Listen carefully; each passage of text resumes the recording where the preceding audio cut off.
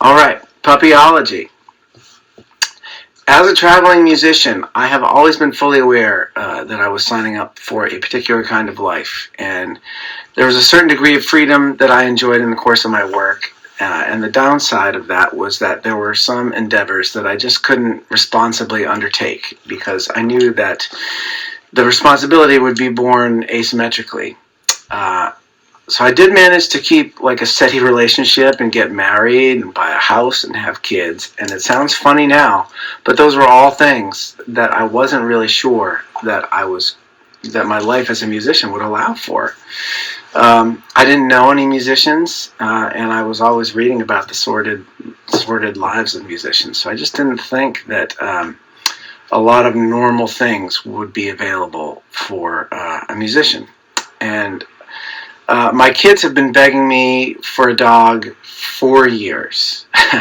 But for me, a dog always felt like a step too far. Like I would be gone on the road and then it would just be one more thing for my wife to juggle all alone. And then all of my travel and work got canceled indefinitely. And I still resisted the call to get a dog because I thought that after some period of time, things would go back to normal and then we'd just be right back to our original dilemma.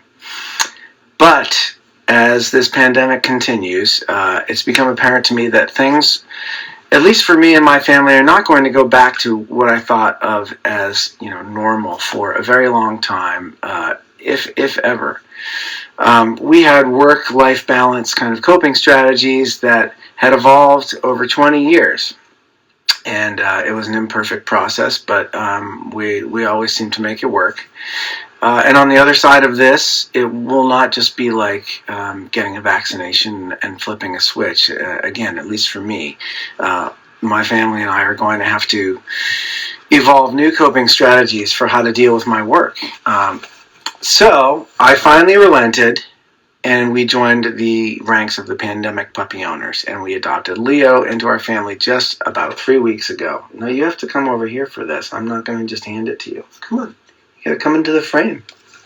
There you go. Sit. Good boy.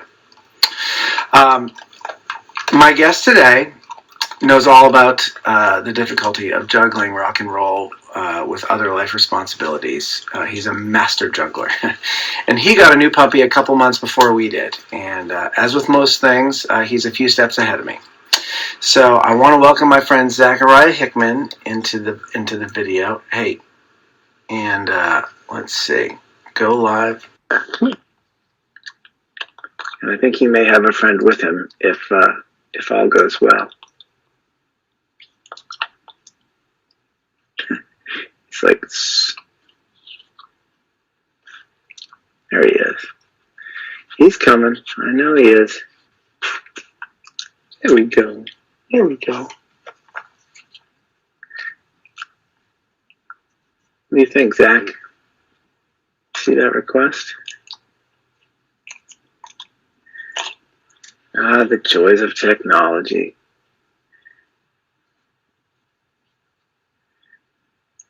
This is always the moment in every ology where I'm like, I did explain how to join a live video, right? Let's see it. Zach, I'm going to cancel that and extend another invitation, okay? So hang on. Let's see. How I do this. Boom.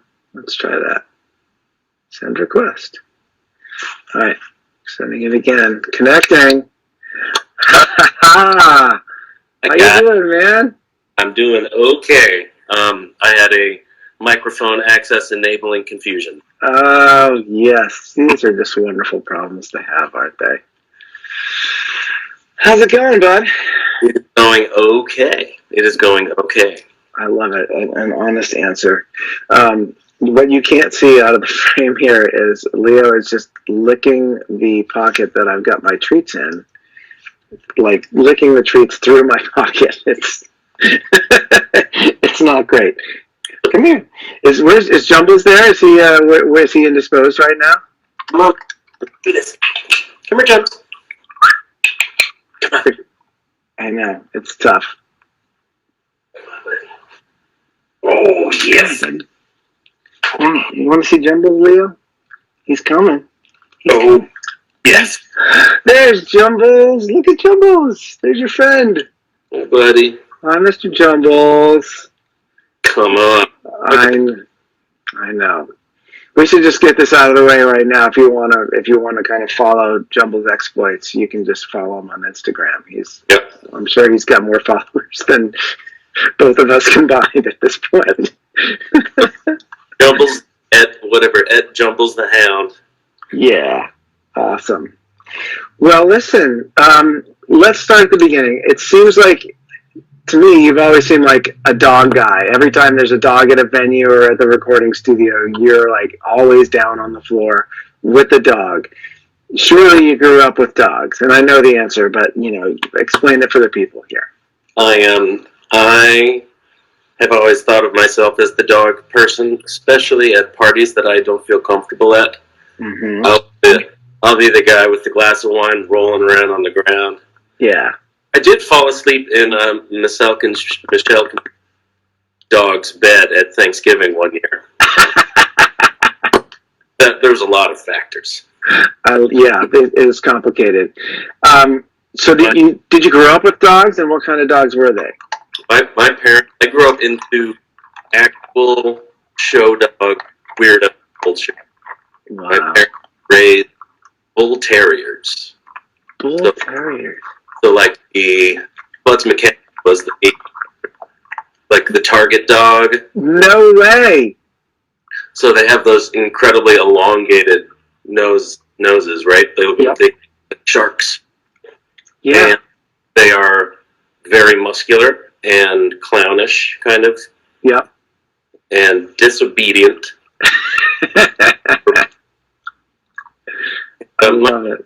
My parents had one already when I was born, and then my whole life my parents had bull terriers, and we would raise them and whelp them in our home, and we would take them to national show competitions. all of that stuff. I did all of those things. How close to these events how close were they to like best in show? Like, let's be serious. I made the terrible choice of seeing that movie for the first time at home with my parents, Doctor. This is a true story.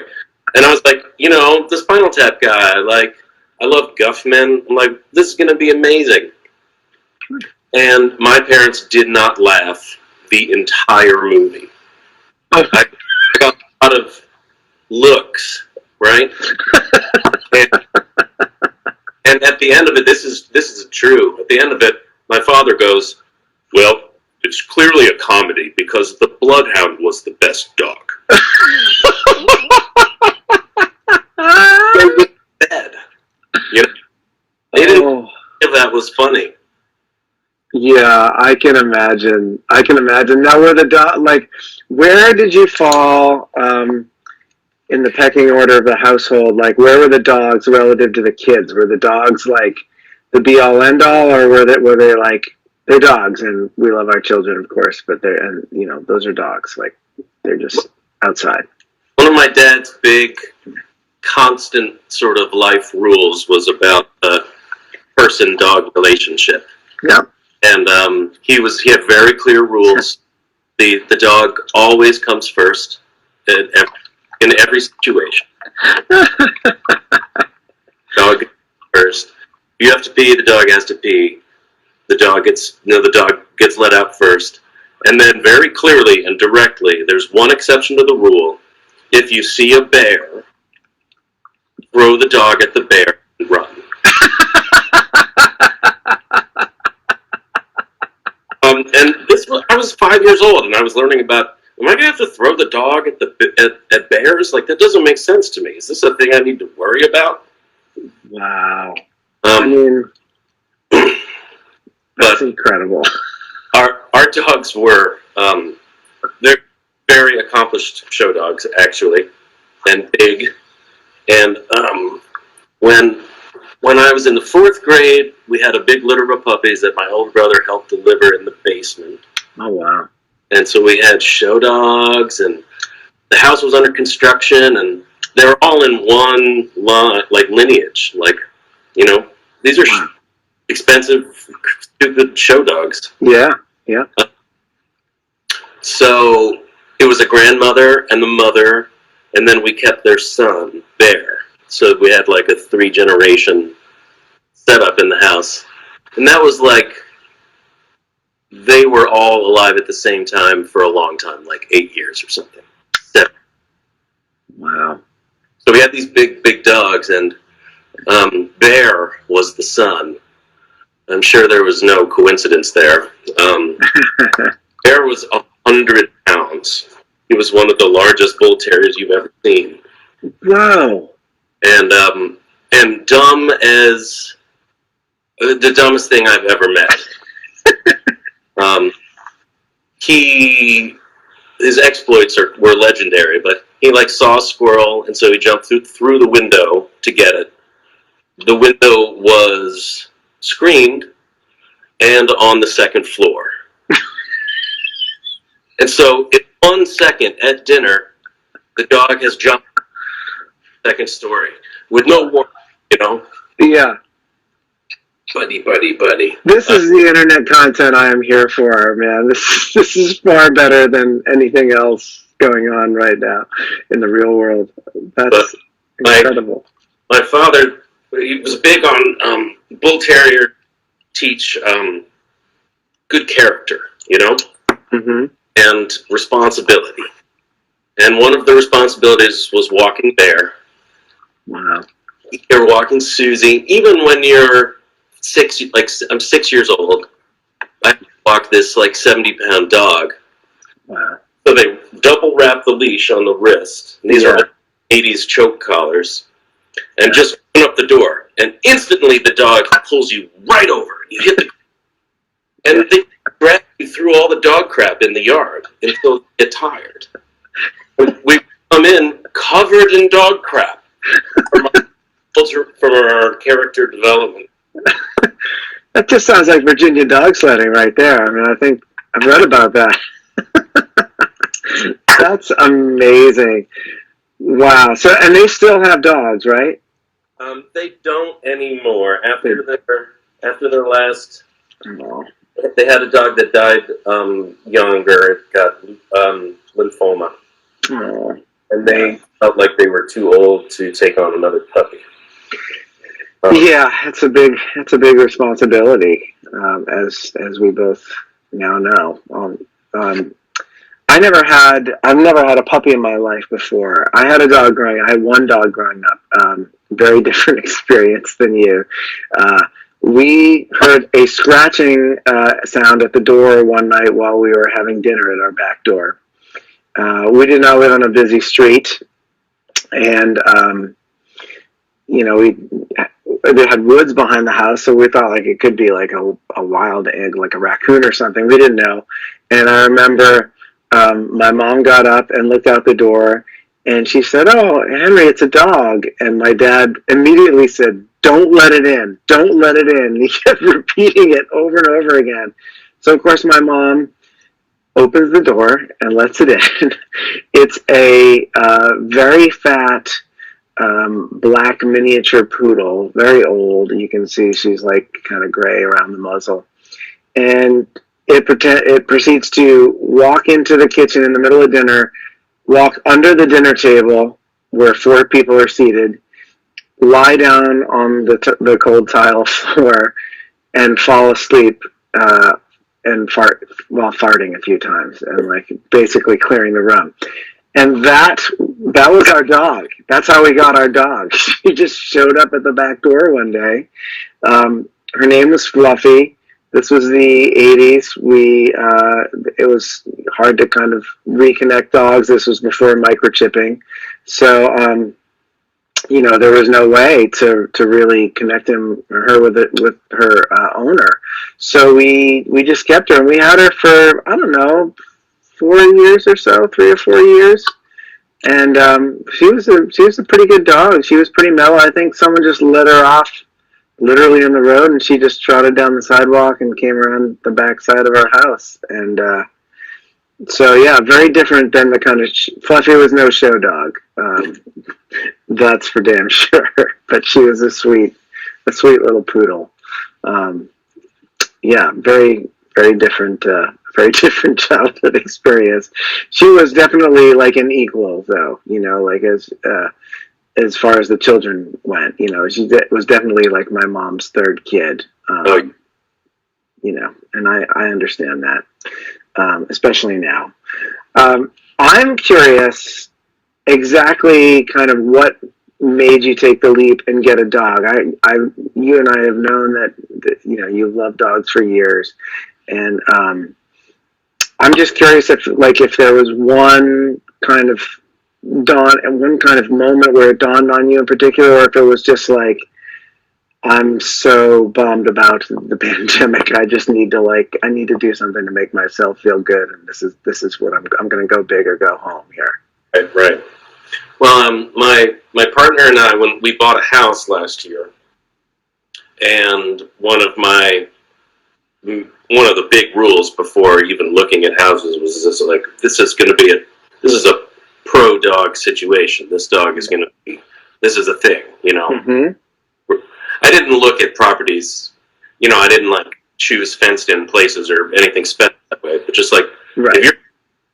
if you're going to hang out with me and buy a house, then you are buying a house that will be filled with dogs at some point. Right. And she was on board. Love it. And we bought the house, and then she would push harder than I would, but I would have the same response that you had. It's like, yeah, well, I don't want to be the neglectful guy on the road that's getting pictures of the dog all day, and you have to work, you know, and it just felt irresponsible, you know. Yeah. And just like you, I'm looking at my schedule and my calendar and being like, and that's going to be irresponsible forever, you know. It'll be irresponsible again come, you know, July, and then it'll be irresponsible come, you know, in the fall, and now it'll be, yeah, I hear you. Totally. And it's, you know, basically like when we got shut down in March, she brought it up first, and it took me a while to be like, well, I just didn't think we were going to be shut down long enough that was going to make sense. That like, by the time we got a dog, I'd be leaving for the road, and it'd be the same situation. Yep. It took a little while to. My heart is about 3 weeks behind my brain this entire. Things I know, I just don't believe them in my heart yet. Yeah. And it took a little while. But we started, we sent out a bunch of like rescue applications right as everyone else in the world started sending out rescue applications, you know? Yeah. Yes, I do. Well, this is a genius idea that I invented, and clearly that's not the case. Yeah. Man. But we didn't have any luck. You know, I imagine like if on paper you look at the O'Reilly household and my household, your household makes more sense for dog placement, you know, with kids. And so I sent out a lot more than I told her about because I didn't want her to be disappointed. I probably sent between 15 and 20 applications. Okay, hold up. For anyone watching that does not understand the extent of paperwork and work that requires, it's not like there's one application that, like for college, there's like the common application that you can use. Like every rescue seems to have, like, by and large, their own application, and they're like pages and pages long. It takes hours to fill these things out. That's incredible. I did find like one form that was a little more universal. Okay. Or like universal by adoption, like company, you know. Mm-hmm. But yeah, it was a ton of work, and Wow. so and we didn't get. I mean, I didn't get anything back. I couldn't figure it out. Mm. Um, but then I'd been throwing around the idea of getting a basset hound for a long time because my brother has a basset hound. I'm sorry, my little brother John. And I met John's dog at Thanksgiving like 6 years ago, and I had no idea that dogs could be like that. I grew up with dogs as like dangerous, destructive things to contend with at all times that are fun, and if you leave a door open, everything's ruined, and you know. Yeah. And I'm a dog, and John's dog was like, "Hey, can I get in the bed with you? I would like to sleep for 16 hours, please." And the dog doesn't do anything, but friendly to everyone, and you know, mischievous and plays tricks, and I don't know. I just was like, well, I also wanted to be realistic about my energy level expectations. I'm old enough to not think that if I get a young, you know, super athletic dog, that I'm going to be the one that's like, now I hike 5 miles every day.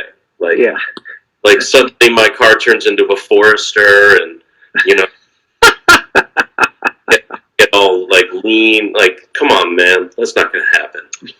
But I was like, something with legs this long. Yeah. There's a fighting chance. So you got him down in Virginia, right? So I went on like a bunch of little message boards and websites. I found this lady in Virginia, and I called her on the phone, and I full on, in borderline sociopathic way, put on my thick Southern accent and tried to charm this lady. She was 2 hours from where I grew up, but in the mountains. Just, you know, every life is just it's such a blessing, you know. I put it on, and she was like, real nice. She's like, well, look, I'll tell you, all these pups are spoken for, and there's rarely any cancellation, but they do happen, you know. And then, like 5 nights later, strangely late, at like 10:15 at night, I got a call from the lady.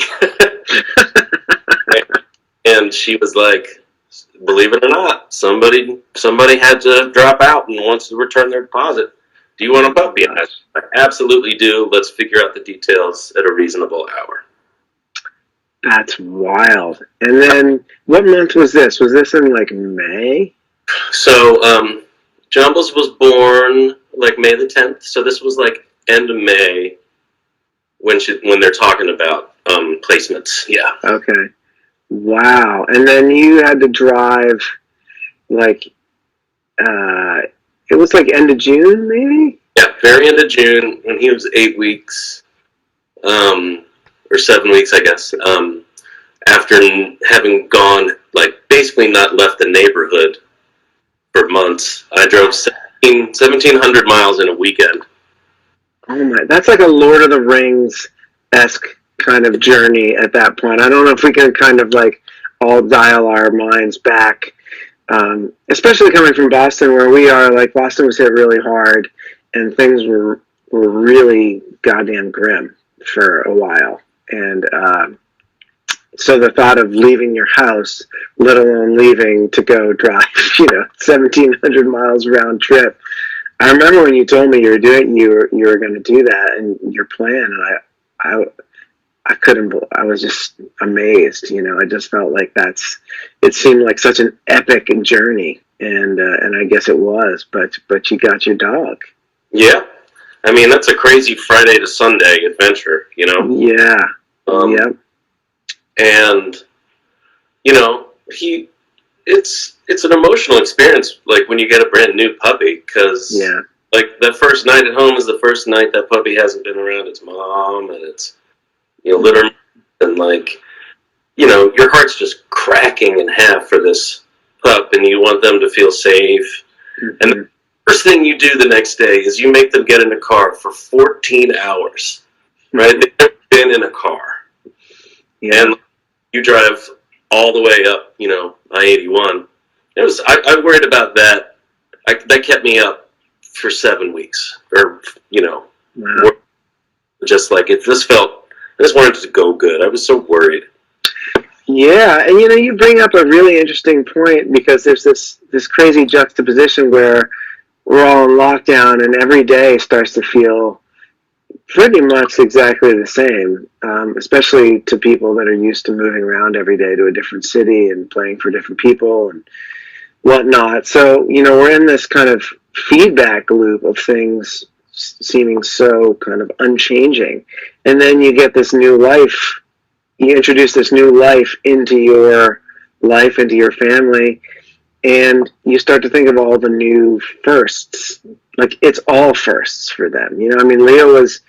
We adopted Leo. He was found as a stray on the side of the road. I don't, think he was with any of his litter, brothers or sisters that he was born with.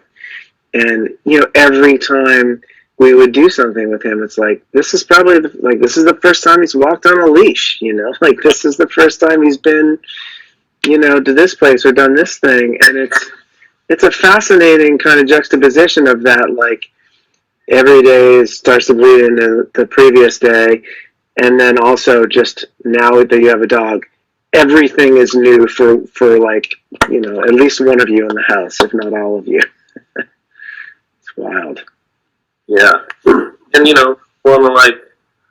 want the first time they go hiking in the woods to be nice. And, the first time they taste bacon, Yeah. Roach. Yeah. Absolutely. I when we took Leo down to Cape Cod for the first time to visit some relatives down there, I actually brought him to see the ocean for the first time, and I thought, this is like a momentous occasion, like, oh my God, it's the ocean. But it was low tide, so the ocean was way the hell out there. I don't even know if his eyes could see it yet. And he was just fascinated with the rack line, like the line of detritus that is left at like the high tide, mark, because that's where all like the dead, decaying, rotting, like, nasty stuff is that washes up in the beach. And that was his first experience of the beach. I mean, he just was like, yeah, look, I'm going to get into that, like, old horseshoe crab over there. I don't know what it is, but it smells amazing. It's not always how you envision it the first time. What when you were kids and when we were kids, like, obviously we took part of taking care of the dogs, but it's different, when you're the parent, like, you're responsible for so many things. What's been one of the most challenging things to kind of learn as like a new dog owner, like something that maybe you didn't realize had to be done because someone else did it, when you were a kid? Yeah, I mean, when you're a kid, I talk about my great sense of responsibility, but my parents are always like telling you to feed the dog and reminding you to take the dog out before you go to bed, and so obviously that's not happening. I was unprepared for the sleep deprivation part of new puppydom. Like, it's one thing to be like, you got to take him out a couple times a night, and then it's another time to be like, I'm getting up like every 2 hours and like putting on clothes and trying back to sleep, and it was a much more intense sort of physical drag than I had anticipated. Yeah. Think about it. I know, and like everyone's got kids, and like, it's not especially unique, but it's not nothing, No, for sure. And that's interesting because I remember hearing you talk about that, and I like girded myself and just steeled myself for weeks, like while we were involved in this process. And I thought, okay, I can do this. Like, my wife is still working during this whole time. She's in healthcare. She's like, seeing patients over the phone in the basement, it's like incredibly draining. I'm like, she's breastfed 2 kids like years ago. Like she's not getting up in the middle of the night with the dog. I'm getting up in the middle of the night with the dog. And I heard, your story and several other people, and I was just like so nervous and so kind of just scared, really. And we get Leo home, and he doesn't. I don't know what his deal is, but he doesn't get up during the night. I get up in the night and I check on him. And that first night he was here, he slept by my side of the bed, and a couple times I woke up to find his head like peeked up over the side of the bed, like, "Are you still there?" And I'm like, "Yeah, I'm still here." And then he'd just lie back down and go to sleep. It was the weirdest thing. I had so kind of made myself nervous about this, and then it wasn't a factor. And then I was like, okay, well, now what do I need to be nervous about? And it turned out to be different things with him. But yeah, that's sleep deprivation is big. It's a big difference between like a 2-month-old puppy and a 5-month-old. Oh, right, because he came home at 2 months, right? Yeah, that's true. All the time that was happening, that that you didn't have to do that part of it. Yeah. Now, like, I don't do that anymore. I forget because they're basically the same age. Like, they think Leo was born like around May 20th, so just 10 days or a week old, younger. But so I think of them as being at the same stage. But of course, you got your dog earlier, so you got to see a little more of the early challenging kind of phases. There's got to be a funny story stand out. Crazy shit happens all the time. You can't watch them 110% of the time. You turn your back for 1 second and something happens. And sometimes there's got to be a funny story. I had a really funny story. When was our last live stream at Pessium? That was Friday. Yeah. Saturday morning. And you're going to love this. Jumbles, look at him. I mean, he doesn't look like maybe he's like the head of the class, I would never say that, Zach. Real sad, Yeah. Jumbles set a trap for me on Saturday morning. And I've been so impressed. I haven't been feeling well, and I've been sleeping in a different bedroom. And I started bringing the pup up, and we're just 2 hairy dudes, man. We get it. He curls up, and there's a little bit of twisting and turning and farting, and then it's morning, and we're good, Yeah, but he doesn't mind that, right? Yeah. But he gets, it's hard to like leave the room or leave the bed and let him just still chill. He like wants to follow you, and he's too little to jump on and off the bed, right? If he jumps, he's going to hurt himself. So I'm waiting, but he's out. He's like, he's 8 o'clock in the morning. He's been asleep. The night before, as a treat after the live stream, I got myself a little bowl of Cheetos, and I was gonna bring it to the bed and just have some Cheetos and my seltzer water and maybe watch a stupid thing on the internet. I did none of those things. I fell right asleep. I wake up, Jumbles is just couldn't be more asleep. I'm like, all right, cool. So I tiptoe down the hall, and I'm peeing, and I hear this crazy sound. There's a pause, and I hear the again, and I don't know what it is, and I was like, I'm worried he's going to jump off and get hurt. I run in there. He has his mouth in the bowl of Cheetos. He sees me, and I say, Jumbles! And he goes, and he tries to get all the whole bowl into his mouth. I couldn't believe it. The next morning, he did it again, pretended to sleep, and then I caught him. I turned around, and as soon as I was leaving the room, he jumped up and went over to the bedside where the Cheetos are. No Cheetos this time. Totally busted. He set a trap. He mosquito trap. I love it. I love it. Man, that's so. There's so many interesting things in there in that conversation because, like, you know, one of the things that I mean, I would love to sleep with Leo. Like, he's adorable, but we're like, he's not coming into bed. Like, no way. You know, that's a hard stop. And I've been like, he's not even coming on the couch. Like, he's a dog. I love him, but he's a dog, and he's staying on his dog bed. This amazing dog bed that you bought him. This is a gift from Zach. It's the most comfortable bed in the entire house. And I'm like, he's not even coming up on the couch, but he's on the couch now, and he's still not coming into bed, but he's got the couch now.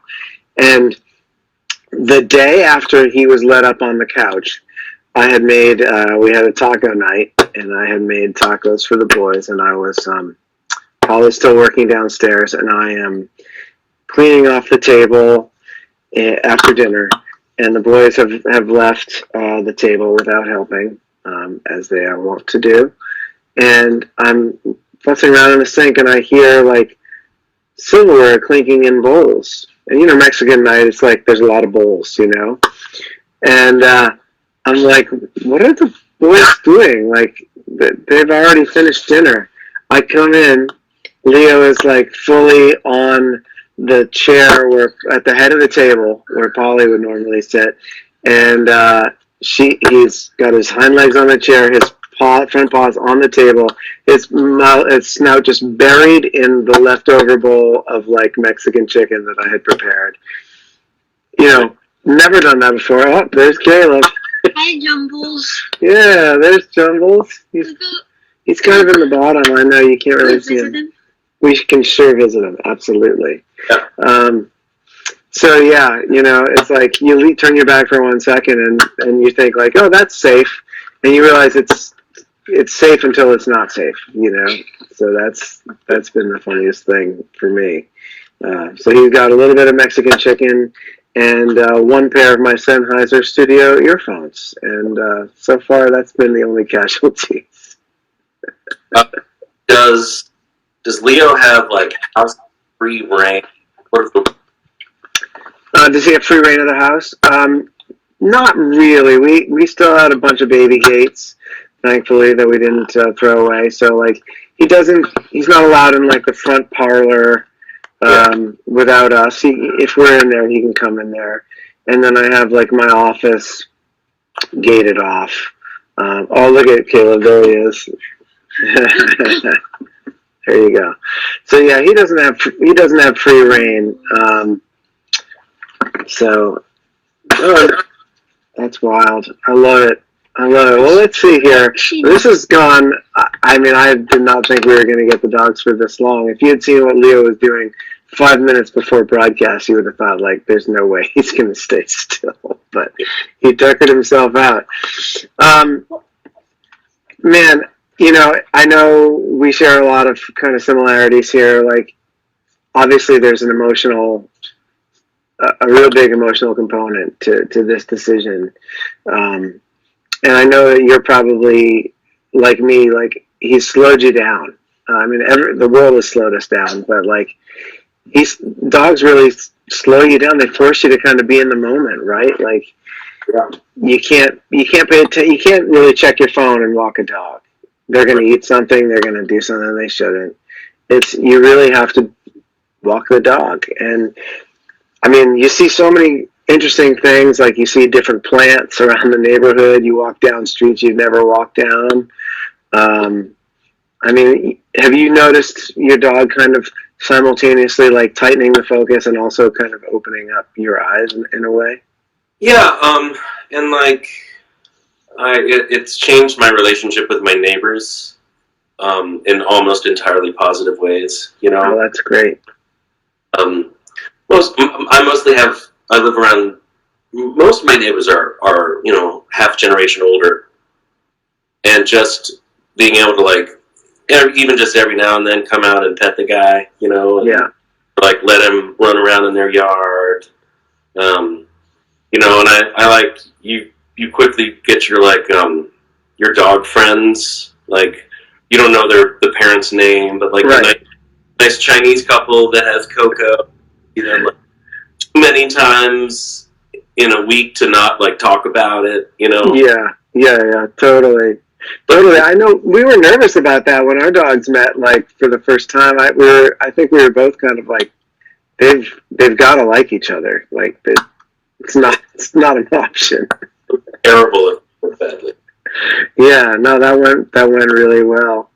Have you thought about, as we're kind of finishing up here, have you thought about like what happens when music starts to happen again, like with Jumbles, or is it are we still kind of in the like, we're just going to figure it out as we get there?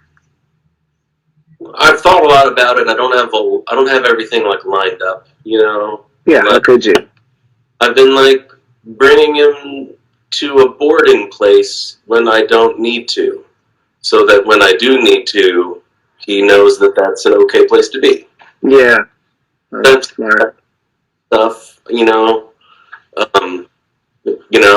Making friends with the local dog walking lady who's really nice and can hopefully like lend a hand.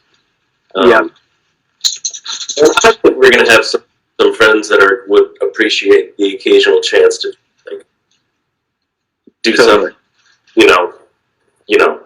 We got buddies that can lend a hand here and there. Yeah. I mean, have you even? I've seen pictures, and I've seen actually friends like that have dogs that are super chill, kind of older dogs, and they go on the road with them. I mean, it has to be a certain kind of gig, and a certain kind of trip. The kind of like bus tour that Josh Ritter does is not going to be amenable to like bringing the basset hound along, but kind of the weekend coffee house gigs or stuff like that. Like I kind of hold out hope that the dog might be my occasional companion for like the lonely solo acoustic gigs, but I think we're a ways from that. I think your assessment is 100% incorrect. What do you mean? This dog on a bus tour, and just let him just kind of roll around. That would be awesome. No, it would be amazing. I don't know if anyone would allow it, but man, I think that would be incredible. If it was like, if you had a junk bunk with a little basset hound that just like, you go to get your bag and the dog's there and he's lying on it. Like, it's funny. It's rad. I'm sure it would be very inconvenient sometimes, but. No, you're right. That would be amazing. I guess, we just have to make Barnstar like a tour bus band, and then we get to decide that the dogs get to come on the bus, and the Armerdings get to have the top bunks, and the dogs get to have the bottom bunks. I do think it'd be fun. You were there. I brought him to one performance that was outside at the Word Barn in the meadow there. And it was great. Overwhelming. You can't do it by yourself, but it was positive. It was a good experience. Yeah, oh, absolutely. It seemed like it worked out really well. And, again, not to kind of conflate dogs and kids, but there are analogs to that, like it's great to have, I love having the kids at a gig, but it's a different kind of thing. It can split your focus. And, when they were really young, it's really hard. Now that they're a little older, it's a little easier in some ways. So, maybe it'll be like that with a dog. I don't know. But as I was saying kind of in my introduction, like, I know for me, I'm just going to have to figure out how to do this all over again. So I might as well figure it out with a dog in the mix and see what happens. You've got to kind of start from scratch. Might as well build things up the way you want them to be. Yeah. So, and here he comes again. You coming back to say goodbye? Coming here to say goodbye? No, you're going to go right off a frame. All right. Well, you guys have been very generous with your time. Jumbles has been very patient. Rio had a really great nap. And, oh, buddy. Oh, there you go. I miss you guys. We'll try and get together and do a dog kid hang. There you go. There's Leo. Buddy. You remember Zach? Hi, buddy. You remember Zach. We'll try and get together and do a dog kid hang before too long. And thanks for being with me here today, man. I appreciate it. This is by far the most interesting ology that you and I could have done. There's a lot of things we could talk about, but this was the right call. The right call. All right, man. Take care. We'll see you soon. Love you too.